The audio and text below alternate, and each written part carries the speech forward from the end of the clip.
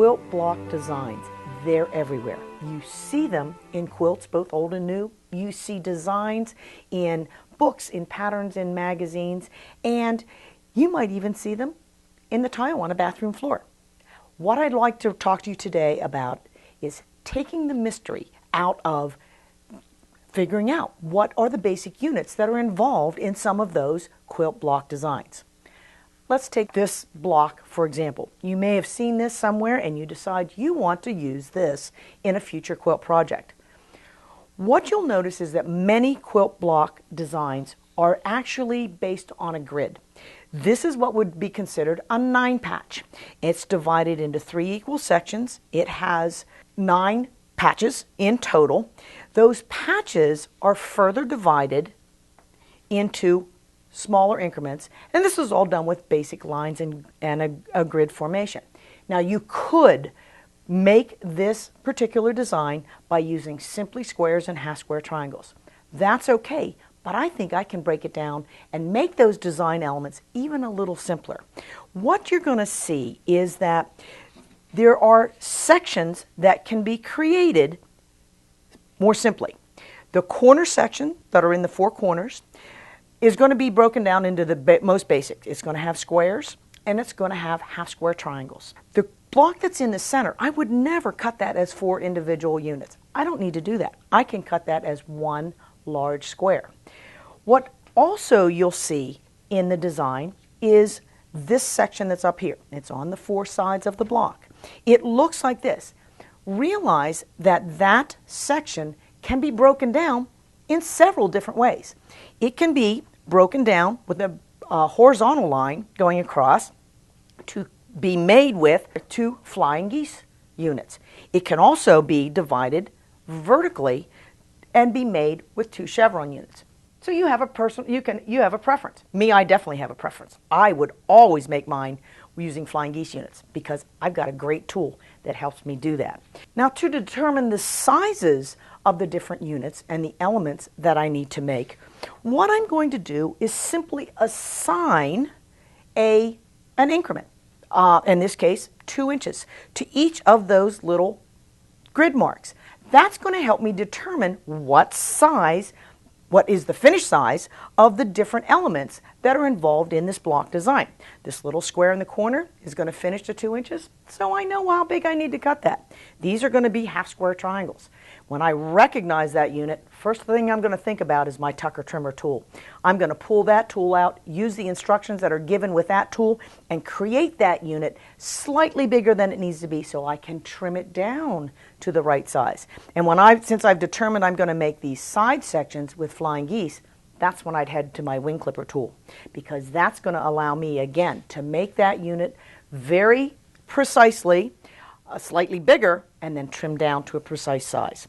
Remember, you don't have to get stuck in one size. What you can do, if you're a good pattern detective, is you can change the sizes. You can change those increments from 2 inches to 1 inch, make them smaller.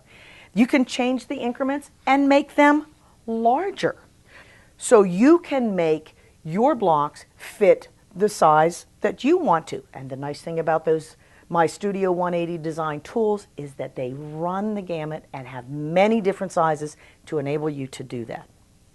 Now, if in my travels I happen to see a quilt that looked like this, I recognize that this block is a Hunter Star block. It's a traditional Hunter Star block. If I were making that quilt, the first thing that I would do is head for my Rapid Fire Hunter Star tool. This tool comes in various sizes. The Petite Star does 4 different sizes, and the Large Star does 4 sizes as well. So I, again, have size options when I go to make a Hunter Star block. I can make it quite small, and I can also make it quite large. They streamline the construction, they make it easy, they let me make my pieces bigger than they need to be, and then I get to trim them down. And if I'm not sure how to do that with the instructions that are included with the ruler, I'd also think about picking up the DVD that goes along with it. This DVD, if you purchase that in addition, it's just like having a class with me. And that's a pretty fun thing. We have a good time in most of my classes. So if I were doing a Hunter Star, I do use my Rapid Fire Hunter Star method. If I look at a block like this, I'll recognize I've got an hourglass unit in it. If I see a block like this, I notice I have half square triangles on it. If I saw those units in a block that I wanted to make or a design I wanted to make, the tool that I would reach for is my Tucker trimmer tool.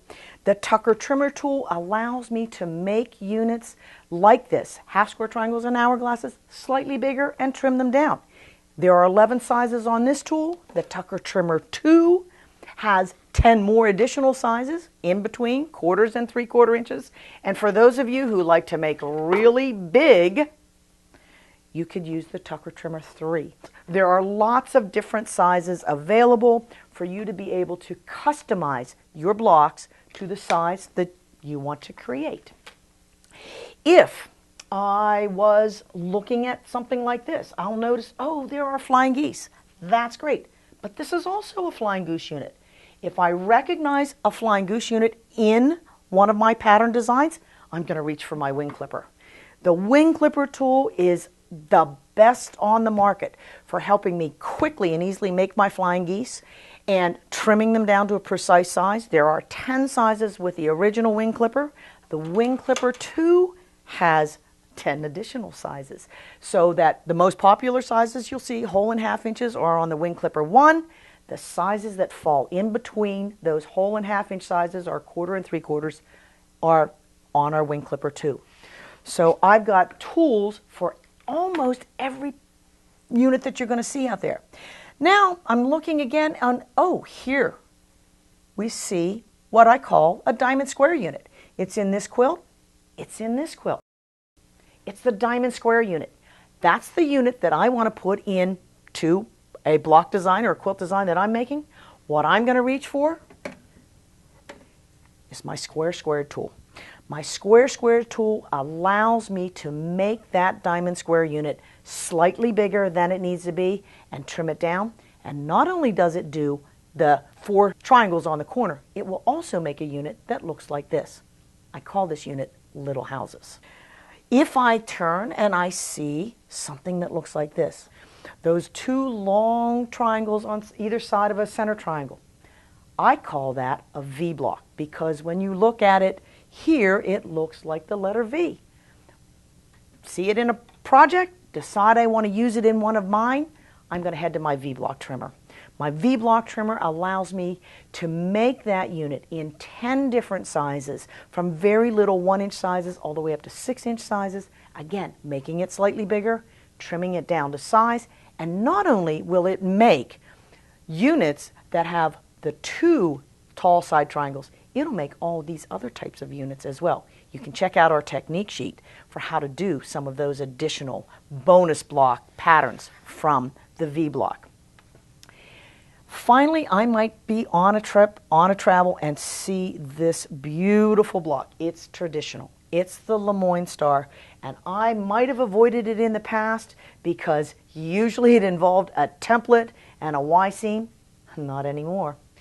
What I do if I see Lemoyne Star in my future quilt project, I'm going to head for this tool. This is called my Rapid Fire Lemoyne Star.